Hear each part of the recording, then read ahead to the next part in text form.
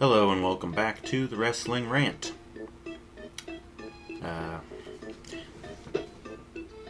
We're going to go over Raw from April 29th, 2013. This show took place in Columbus, Ohio, right around my neck of the woods, and was in the Nationwide Arena. The show starts out fairly quickly with a match that I just had to laugh at as soon as they announced what was happening.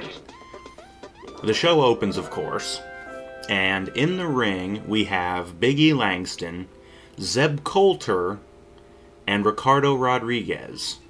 Well, no, wait, actually, Ricardo and Del Rio came out as the show was starting. So Big E and Zeb were already in the ring, and then Ricardo joined them. And these are the three competitors in our first match. So if this smells like a joke match, well, it pretty much is. However, as our ring announcer, Mr. Justin Roberts, decided to announce, this match was to determine... well, it wasn't really to... Yeah, it was, but whatever.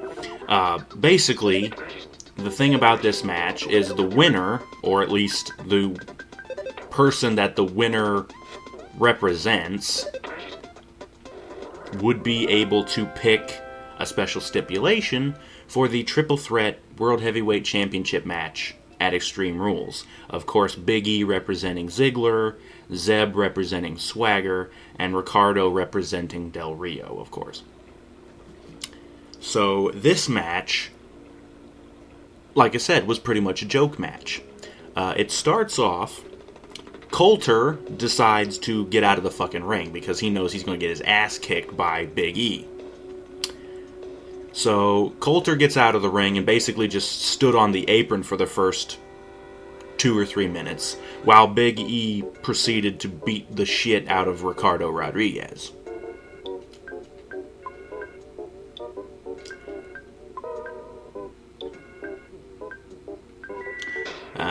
So that went on for a minute or two.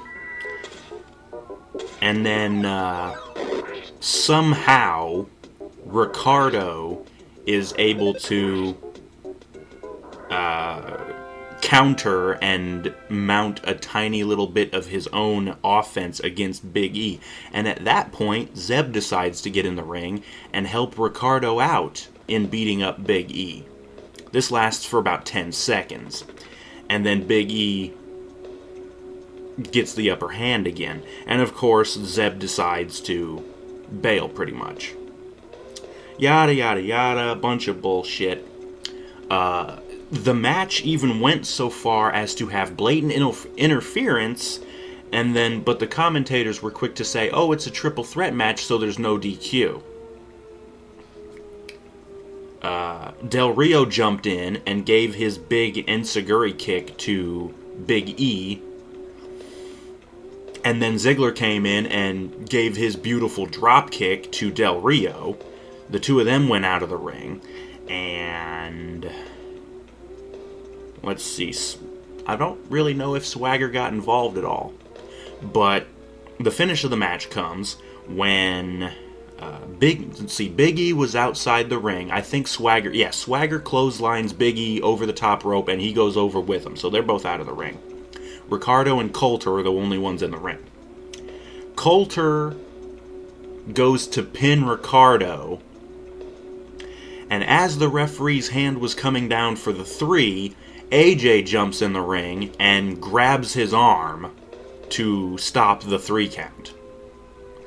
While she gets out of the ring and whatever, Coulter's arguing with the referee, blah blah blah. Ricardo comes from behind, Schoolboy rolls up Coulter and gets the 3 count. And Coulter doesn't even shake his legs or anything like he's trying to fight out of it. He just, I'm just supposed to get pinned, so fuck it. That's your finish. Yes. This, if you can't tell, that match really sets the tone for the evening. This was a bad match. Zeb's not a wrestler. He's a freaking writer. Okay, we know Zeb Coulter is frickin' Dutch Mantel. He's one of the writers for the company. And apparently he's not very good, because he wrote himself into this horse shit. Ricardo, despite actually being a trained wrestler himself, he never actually wrestles. Except, like, house shows. He has some alter ego, I can't even remember the name of it. But he wrestles at house shows under a mask. He's like a masked luchador. It's bullshit. And the reason why he always wears a tuxedo for Del Rio is because he has a lot of tattoos that would be easily identifiable. So if he was ever to wrestle without the damn tuxedo on, or without something covering his body, it'd be pretty obvious.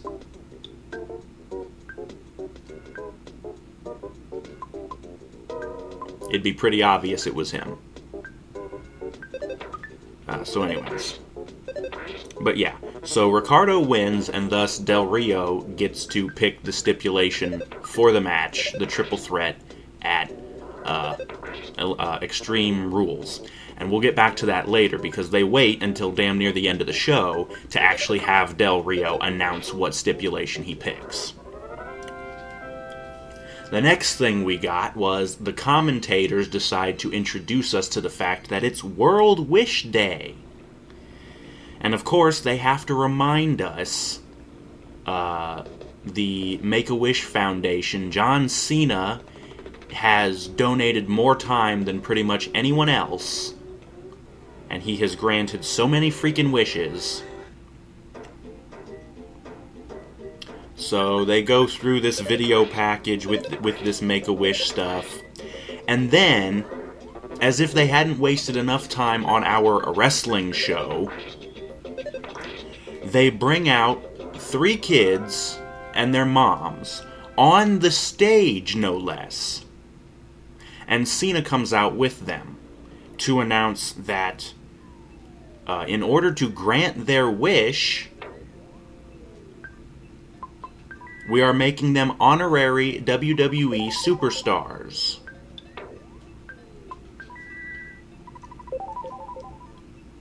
So they go through another 5 minutes of just wasted time. Don't get me wrong, I can appreciate that Cena likes to donate his time to the Make-A-Wish kids, and that's all well and good. But what does that have to do with wrestling? What does that have to do with the show that we're presenting? Nothing. But they killed about 5 fucking minutes that could have went to, you know, debuting somebody new, or, you know, just having a match from a couple of undercard guys who hardly ever get a chance, you know? Would have been nice. But no, we waste 5 damn minutes on these kids.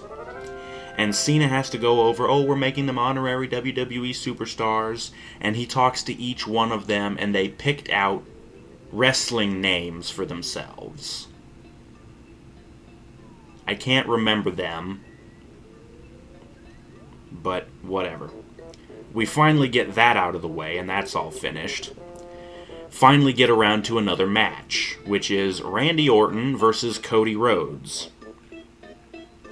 This match was actually fairly decent, because, you know, Orton's good and Cody's at least decent. During this match, Michael Cole, the commentators were on this stupid kick of making really goddamn old references. Talking about the 40s and referencing people from... It was just stupid. So, with all that going on, Michael Cole says, it's like Back to the Future around here. And I'm like, yeah, I wish we could get back to the damn future. Can we maybe talk about something that isn't from 40 fucking years ago? Anyways, so Orton and Cody are wrestling in the ring, and like I said, it was actually a pretty good match.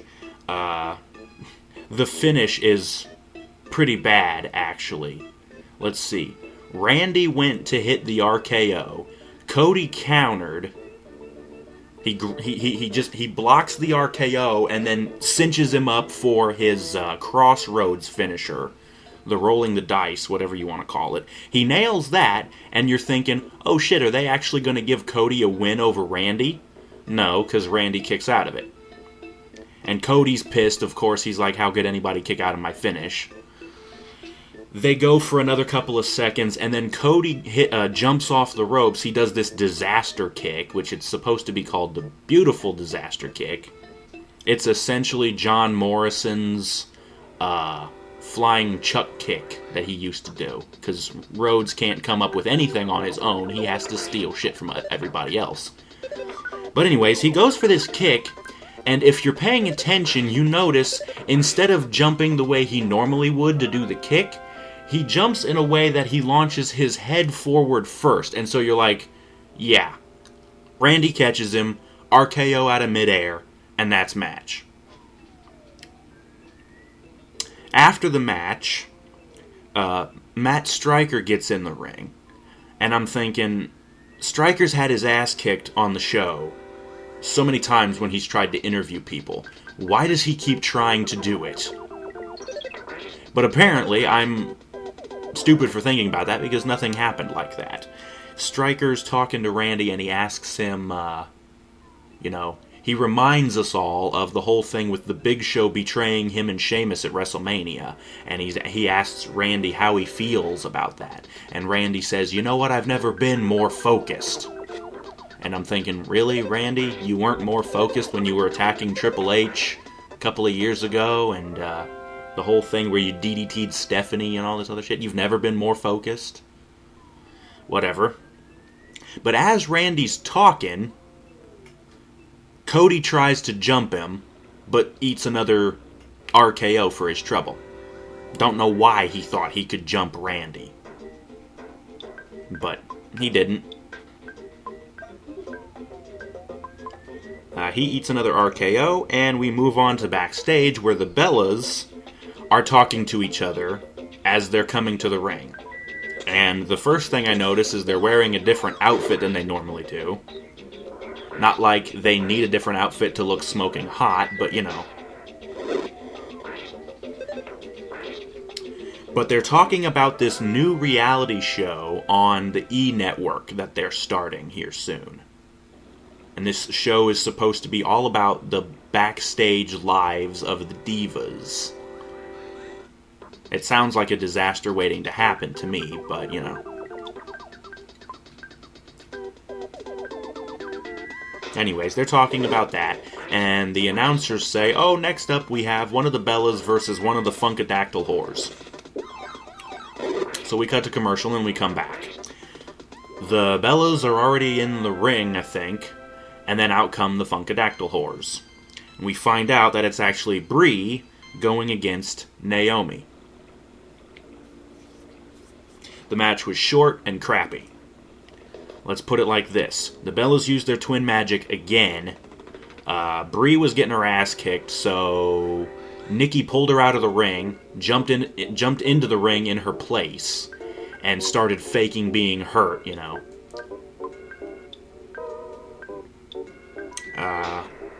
But she gets a small package, she pins Naomi, and the match is over. But here's where the stupidity comes in. As the Bellas are again backing up the ramp, doing their little L on the forehead loser thing, the little cry, you know, Naomi and Cameron start bitching to the referee, and they say, oh, they cheated. Without any proof, without any replay or anything, the referee, who don't really want to bring this up, but it's sort of coincidental that the referee happens to be black. Don't know if that really, like I said, probably just a coincidence. But they start bitching to the referee, and without any shred of proof, he just reverses the decision. They announce, you know what, Brie's disqualified, Naomi wins by DQ. So the Funka whores start trying to celebrate when the Bellas run back into the ring and actually act like heels for once. They jump back in the ring, and they beat the shit out of the Funkahors. And then they leave. And I'm like, well, good. The Funkahors don't deserve to win any matches, so fuck them. Anyways, after that, I think there was another commercial, I'm not sure, but either way, the next segment is The Shield, the three members, instead of doing their shaky cam in the boiler room or wherever it is that they normally do it, they actually come down to the ring to cut a promo. They're cutting this promo, and not only are they cutting a promo, but up on the Titantron they're showing pictures, and then there is also a video clip. And basically it just runs down, we've beaten this guy and this guy and this one too. And then last week we beat the hell out of The Undertaker too. And of course they have to show that. That's the video clip. After that, for some strange reason, the three-man band comes out. I have no idea why these guys think they can take the Shield. They were pretty clearly had their asses kicked the last time. But apparently they don't care. They come out. They're talking on the way to the ring. And they're like, you guys screwed us over. We were going to beat up Triple H. No, you fucking weren't. Triple H would have single-handedly destroyed the three of you. You really should be thanking the Shield for saving you from being humiliated by Triple H.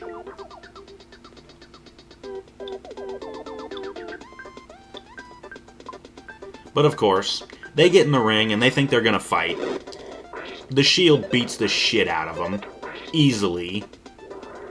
But then out of nowhere, the stage blows up with Kane's pyro, and out comes Kane and Daniel Bryan, Team Hell No. They jump into the ring, and the Shield bails. Don't really know why. I'm going to guess they were afraid of being overwhelmed, because not only was it just Kane and Daniel Bryan, but they were afraid maybe the guys in the 3MB would get back up and help Kane and Daniel Bryan. I'm going to guess that's what they were afraid of. That would have been 5-on-3, so not good odds, obviously. But anyways, the Shield bails, but Kane is apparently pissed off that the Shield beat the shit out of The Undertaker, his brother, on SmackDown last week. I have to make mention of the fact that historically Kane has been in more wars with The Undertaker than anybody, I think. So for Kane to get all pissy about somebody else beating up his brother who he loves beating the hell out of himself really doesn't make all that much sense. But whatever. Apparently right now they're all buddy-buddy, brotherly love, and all that crap. I guess. But whatever. So, but anyways, the Shield bails, but that still leaves Kane and Daniel Bryan in the ring with the already beaten-up three-man band. So they get up, and Kane and Daniel Bryan proceed to beat the shit out of the three-man band as well. And I think it was JBL who said, does everyone hate 3MB? Yes! Yes, we do! Because the only one amongst them who's any good is Drew McIntyre. Heath Slater is an annoying, insufferable ponce. And Jinder Mahal isn't really all that bad. He's just shitty at promos, and he really doesn't fit in with this gimmick. So, whatever. But anyways, that comes and goes. The next thing we see is John Cena in the trainer's room, getting his ankle taped up. For those of you who didn't see the other video, apparently during the European tour, Cena injured his Achilles tendon, which is down there in your ankle. And that's a legit injury. Or at least it appears to be legit. So Cena's in the training room getting taped up. Ryback comes in, and they talk for a minute. Cena says, you know what, I'm ready to go. I'll be ready to go even at the pay-per-view. I'm not really all that hurt. He's trying to play it off like he's not hurt. It's really kind of cute that he thinks he's not really all that hurt. Even Edge on Twitter told him he was being stubborn because Edge had the same injury and he was out for about 6 months. It's really getting old, Cena. You need to take time off. Anyways, so blah blah blah. That goes bye-bye. I believe we get another commercial break, and then we come back, and Dolph Ziggler is coming out. And the commentators announce this is a champion versus champion match. And immediately I'm thinking, oh crap, are they going to do this match again? Yep. Out comes Kofi Kingston. Why Dolph didn't come out second? You know, because the world title trumps the crappy US title. But whatever. So we're going to have Ziggler versus Kofi for the 580 billionth time. I understand these guys normally put on decent matches together, but it gets old after a while. I don't care if they have chemistry. The same old thing gets old after a while. Whatever. They actually did manage to put on a decent match. It went for a good length of time. I don't know the exact time. I don't keep track of that shit. But it goes for a decent amount. Ziggler ends up winning with a zigzag, but the problem is he needed a lot of help from AJ and Big E, who of course were there on the outside of the ring. Let's see, AJ had to distract the ref a couple of times. Big E had to crack Kofi a couple of times without the ref seeing it. Hell, AJ had to put Ziggler's foot on the ropes when Kofi was actually able to hit the Trouble in Paradise. But he was right close to the ropes, so AJ runs over, grabs his foot, and puts it on the ropes, so he doesn't get pinned. Yeah. This is really bad, because you're making your World Heavyweight Champion look like crap. He needs help to beat someone who at this point is completely beneath him. Kofi Kingston. You have your US champion, which is so far below the world title at this point. But anyways. After the match, Big E jumps in the ring and decides to hit the big ending on Kofi. Not once, but twice. Squashes him down flat.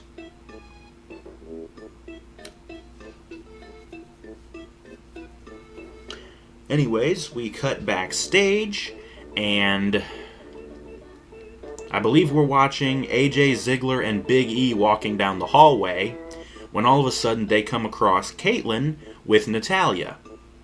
And Caitlyn and Natalya are just kind of talking, but they bump into AJ, and AJ and Caitlyn share a few words. Of course, they have a Divas title match against each other coming up soon. And of course, they used to be friends, and there's all this backstory and all that.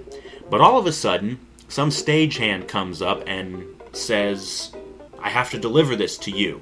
And AJ just kind of grabs it, even though the guy didn't really say it was for her. But she looks over at Ziggler and goes, oh, you shouldn't have. And he goes, I didn't. And they're actually looking at it and they go, oh, it's actually for Caitlyn. So they give it to Caitlyn. Caitlyn opens it up, and inside there's this, it looks like a black baseball cap with just all these little studded, like, spike things, like the punk rock sort of spikes on a, well, not really spikes, but like kind of sharp-looking studs. And she's actually wearing a little bracelet that sort of has the same thing going with it. So she's like, oh, hey, it matches my bracelet. But then they're like, okay, well, who sent it?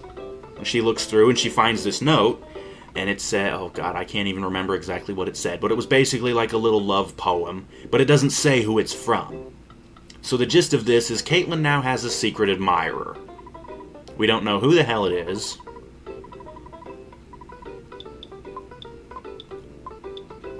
But, you know, whatever.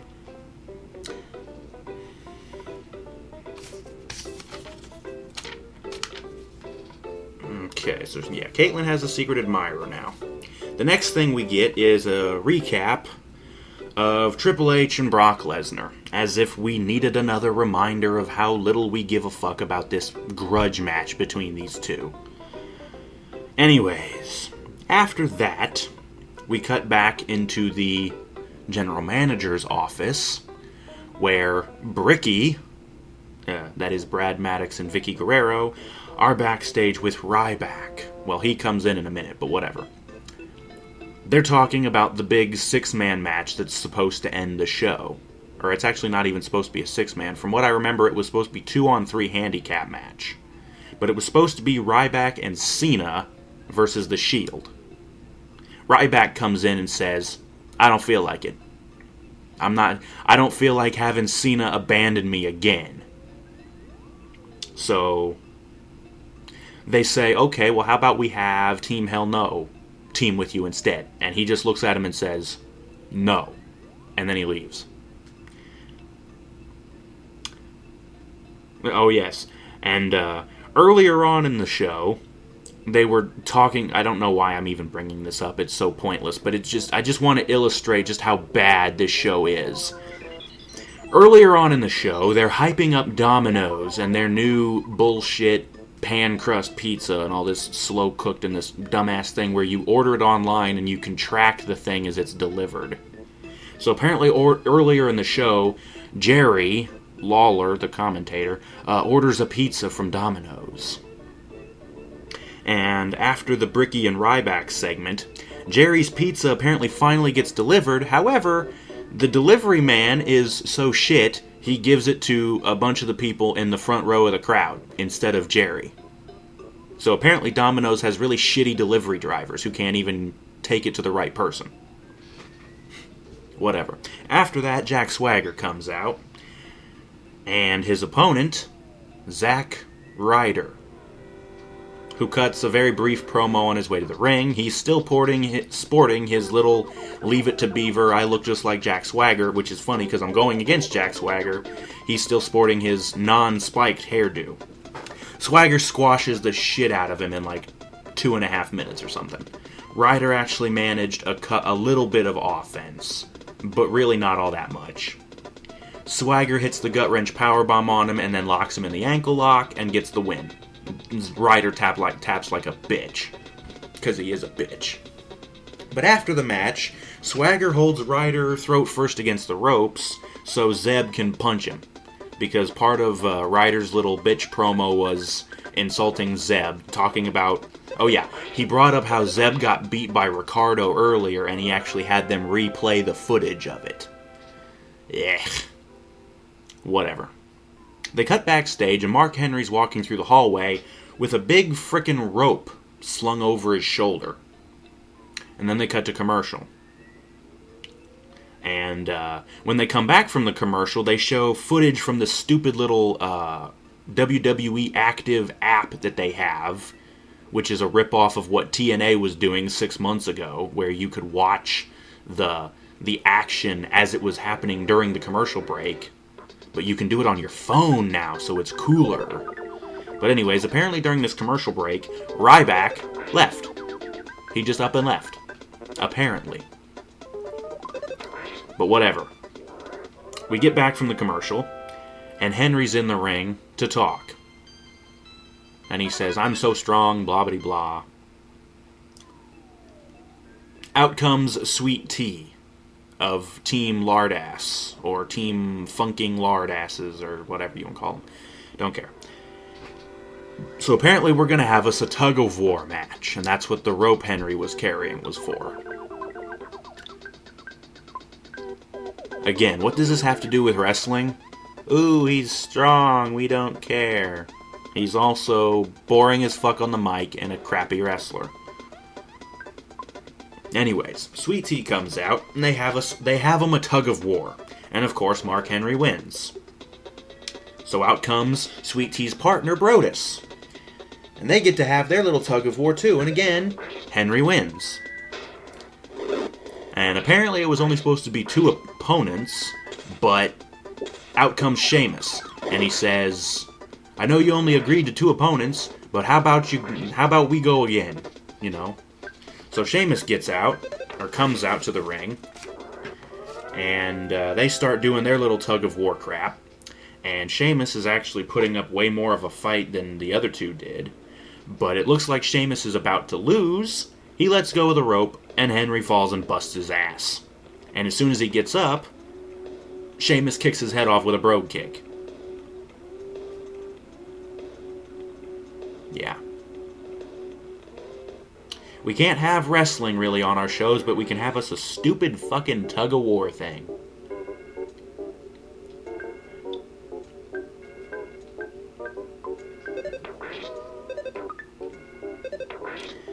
Anyways, after that we get a recap of Cena and the Make-A-Wish kids from earlier.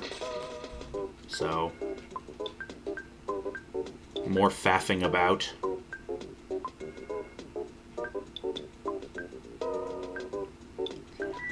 After that, we go backstage with Bricky again. Maddox and Vicky Guerrero again. And they're back there with Team Hell No. And they basically say, it looks like Ryback left, so we don't want to leave you alone. 2-on-3 against the Shield, so we're going to see if we can have somebody else team with you. So Vicky sends Brad to go talk to Cena. And that's our next little segment. Maddox is talking to Cena, and it looks like he's trying to tell him that we didn't pick you for this match because of your ankle being hurt. That's what it looks like is supposed to happen, but Cena tells him, you know what, I'm ready to fight. I'm gonna wrestle. And he threatens poor Brad Maddox, the guy who's half his size. He threatens him and tells him, you go tell Vicky or I'm kicking your ass, basically. So yeah, there's our superface Cena acting like a bully, intimidating people. Yeah, because that's really face. Douche. So anyways, after that, Del Rio comes out. And Antonio Cesaro is already in the ring. He got jobber entranced. So we're going to have us another match. Finally. The match is actually decent. Goes for a good time as well. A lot of people would figure them burying Cesaro as much. He'd have lost in 2 minutes and that would have been that. But no, match actually lasted a while. During this match, the crowd starts chanting, "Ole, ole, ole, ole." You know, the El Generico chant, but somehow Ricardo's at ringside and he somehow turns that into a chant for Del Rio. Don't know why. It's not. It's for El Generico. But anyways, Del Rio ends up winning. He gets Cesaro in the cross arm breaker, and even though Cesaro is literally inches, 1 or 2 inches away from getting the ropes with his foot, he somehow can't make it and can't survive in the hold any longer, so he taps out. So even though the match did go for a while, he still tapped out like a bitch when he could have made it to the ropes. But after the match, Del Rio announces that it's going to be a ladder match. That is the stipulation he has chosen. I suppose it does make a little bit of sense considering Swagger, Ziggler, and Del Rio have all won Money in the Bank matches. But in regular ladder matches, Del Rio is actually not very good. But yeah, we move on from that. The next thing we get is Fandango. Comes down to the ring with Summer Rae again. Apparently she is now his new permanent dancer. And the Great Khali is already in the ring. You're thinking, oh god, no, is this going to be a match? No. It's going to be something worse. Instead of a wrestling match, we get to have a dance-off. Jerry's in the ring. And he goes, oh yeah, this is a dance-off. He interviews them first, and he talks to Khali, and somehow Khali actually manages to say a few words in English. Very poorly, mind you, but he still somehow manages it.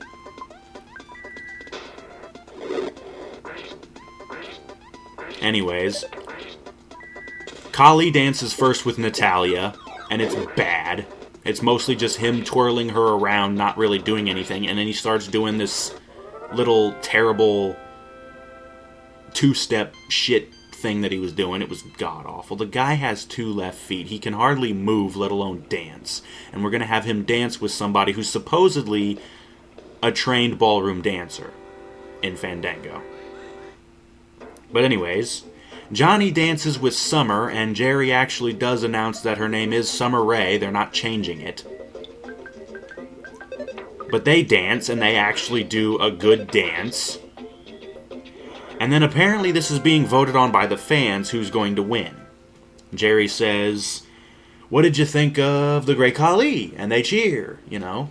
And then he goes, "Well, what did you think of Fandango?" And they cheer, and it sounded about the same, honestly.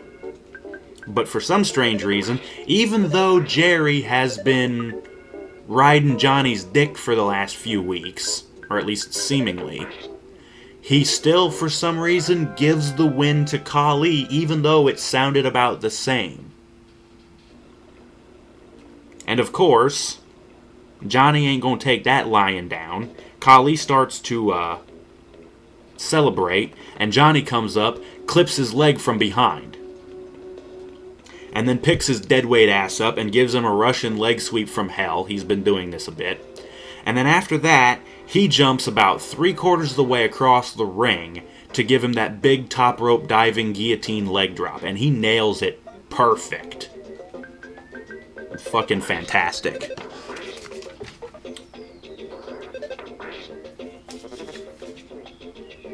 Yeah. And of course after that he gets the mic and he has to correct, "No, it's Fandango." And then him and Summer dance their way away. We come back from commercial and we get another recap of SmackDown of The Shield beating the shit out of Taker. Yeah, it was nice watching it happen the first time, but after the first time it, loses its punch. You know what I mean? Anyways, so out comes Cena, and then Team Hell No. And then we go to a commercial, and when we come back, out comes the Shield. So apparently we're going to get a big 6-man tag match. The match goes for a while, and before the Shield even comes out, I think it was as they were cutting to commercial, they announced Kane versus Dean Ambrose for SmackDown this Friday.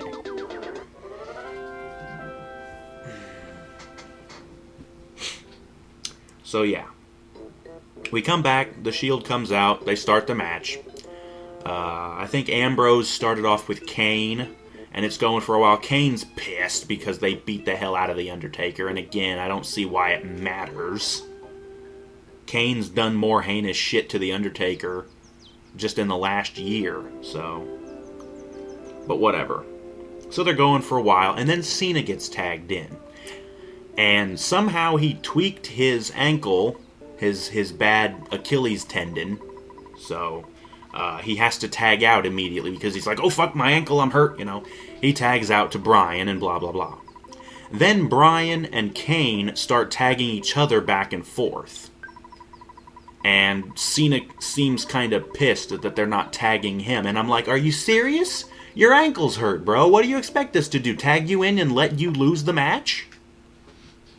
But anyways, Bryan and Kane get exhausted, and they end up beat up on the outside of the ring. Cena ends up getting the tag in. And he goes to hit the AA on, I think it was Rollins, but Reigns was actually the legal man. So, as he's going to give the AA to Rollins, he tweaks his ankle again and has to drop him. And then Reigns comes out of nowhere with a spear, runs through Cena, and Cena gets pinned. Match is over. The Shield wins again. They remain undefeated once again. And after that, the Shield basically leaves. Daniel Bryan and Kane, they basically leave, and Cena's left in the ring. And Ryback is there standing on the stage. So apparently he didn't leave after all. He just didn't feel like fighting the Shield. Which, I can't blame him. That's the end of the show, and it sucked. And by the way, I had to write down about 3 pages of notes for all of that shit, so there goes those. As a special added bonus, I also watched that episode of NXT that I mentioned a couple of times. This was 4 different titles on the line.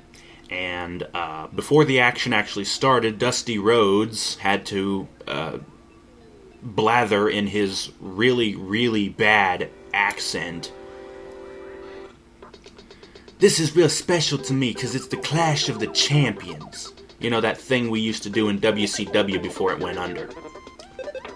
Yeah, this was the NXT episode from April 24th. So, but he's saying, oh, it's the Clash of the Champions. Our first match is the U.S. title. Adrian Neville, formerly known as Pac, goes against Antonio Cesaro. They have to remind us that this match was filmed several weeks ago before Cesaro lost the frickin' title to Kofi. Of course, Cesaro retains. They're not going to let some unknown NXT guy win the U.S. title when we already know that Cesaro got beat by Kofi. But it was actually a good competitive match, and actually had a good ending. As I recall, Pac was on the top rope getting ready to come down on Cesaro, but Cesaro comes running and nails him with this twisting European uppercut, just knocked him loopy as fuck. And then he pulls him down, cinches him up for the neutralizer, brings him back into the middle of the ring, plants him, and gets the win. But it was a good competitive match, back and forth, very competitive. Pac's good, so's Cesaro. They put on a pretty damn good match.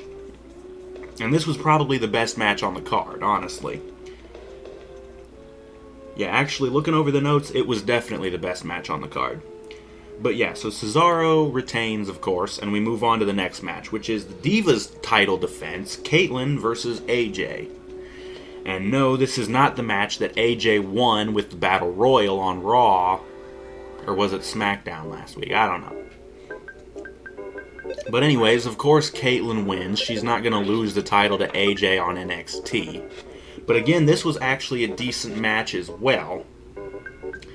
And Kaitlyn wins with a spear out of nowhere. So, yeah, I think AJ went to run at Kaitlyn, and Kaitlyn just catches her with a spear and gets the win. Funny little note, when Kaitlyn first comes out, she has her new music. This god-awful music that they've tried sticking her with for the last couple of weeks. But when she wins, her old music starts playing for some reason. Guessing some wires got crossed in the production booth. Whatever. We move on to the next match. The NXT title, which is held by Big E Langston, who's actually a face in NXT, if you didn't know. The crowds love him in NXT. He's a big face. He's gotten over with this gimmick where he's almost obsessed with the number 5, to the point where he wants the referee to count to 5 instead of just counting to 3 for the pinfall. But anyways, Big E is defending his title against Brad Maddox, who hardly ever frickin' wrestles and is mainly a joke. If you can't tell already, this is a big squash match. Big E squashes Brad pretty quick, hits the big ending, pins him, match. I don't think Maddox got hardly any offense in this match at all, and it was really short. After the match, he decides to hit the big ending on Maddox like 2 more times. After that, we go backstage for our only real promo of the night, and it's Bo Dallas. They kind of recap his brief feud with Wade Barrett. Let's see, Bo eliminated Barrett from the Royal Rumble, and then the next night on Raw, I believe, actually got a pinfall victory over Wade Barrett with his really half-assed, terrible, like, belly-to-belly power slam finishing move that Bo's been using. It's pathetic. But whatever.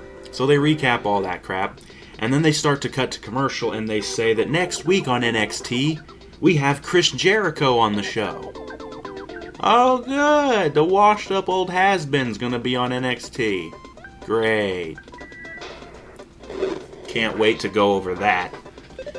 But anyways, they come back from commercial, and we've got our final match of the night, the Intercontinental title, and I don't know why this came before the NXT title. I guess they didn't want to end the show on a quick-ass squash match. But whatever. Bo Dallas versus Wade Barrett, the Intercontinental Champion. This was a decent match, I suppose. Both, considering the fact that neither one of these guys is all that great. During the match, the crowd seemed to be chanting, "No more Bo." Apparently, Bo isn't well liked by the crowds. So they're chanting that during the thing. And also, Bo wound up taking a nasty bump during this match. He wound up tied up kind of in the ropes, and then Barrett grabs him by the arm and just yanks him, and Bo flips upside down and comes down hard on the back of his neck. And even the commentators were like, oh shit, you know. And of course they didn't say, oh shit, but they were like, oh dang. You know, he took a nasty looking bump, and he looked like he was legit knocked out for a couple of seconds. But whatever. Again, the match actually had a decent ending. Bo was up on the top rope, and he went to jump, or no, he wasn't really on the top rope. I think he was on the middle rope.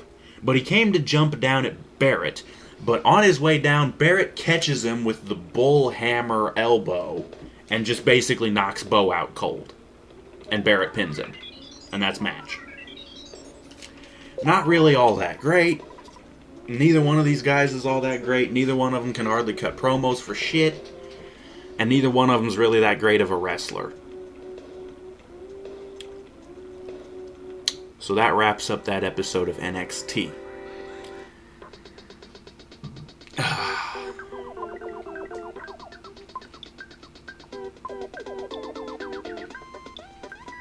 Yeah, so I watched both of those shows today, and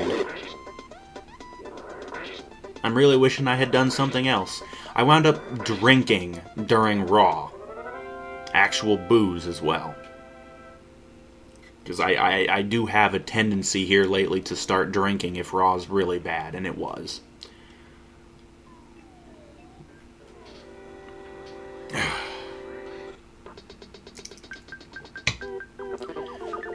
But anyways, Raw was not all that good. They did have a couple of decent matches, I'll give them that much. But there was a lot of crappy promos, the whole thing with the Make-A-Wish kids. And like I said, you know what, Cena? It's nice that you like to donate your time to granting wishes for these kids who are sick and probably going to end up dying soon. You know, it's nice that you like to be a nice guy and donate your time. It doesn't make up for the fact that you cheated on your wife. It also doesn't make up for the fact that you are one of the worst wrestlers this business has ever seen. Okay, Cena? You can grant all the wishes you want for the Make-A-Wish Foundation. You can do all the charity work, and you can make all the crappy movies that you want. It's not going to change the fact that you are a shitty wrestler. And you're hurt. Please take some damn time off. We need a break from you. Because we've seen all of your ass that we can put up with, and it's really getting old at this point. Please, Cena, just go away.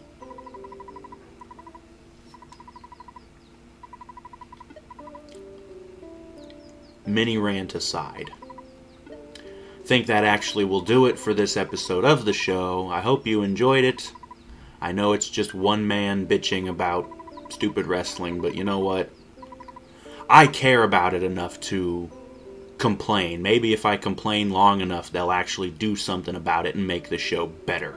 Maybe they'll finally get rid of Cena, stop pushing him so much, and actually bring up some new young talent that we haven't seen a million damn times over the course of an entire decade. Maybe they'll bring up some young talent who can actually put on decent matches and cut good promos. But maybe pigs will start to fly. I rather doubt both of those things. But yes, this has been another episode of the Wrestling Rant. Raw sucked. NXT wasn't much better, but you know what? At least there was some more wrestling on that show. For a 1 hour show, you had 4 matches. In 3 hours, I have to grab my notes again here quick. In 3 hours, let me count. Let's see. 1, 2, 3, 4, 5, 6, and 7. So in 3 hours, you had 7 matches on Raw. That's not even a 2-to-1 ratio. Oh, actually, it would be a 2-to-1 ratio. 2.5. 2 and 1/3 to 1. But in 1 hour, you had 4 matches on NXT. So, again, bitching aside, that will do it for this episode of the show. We will see you again next time.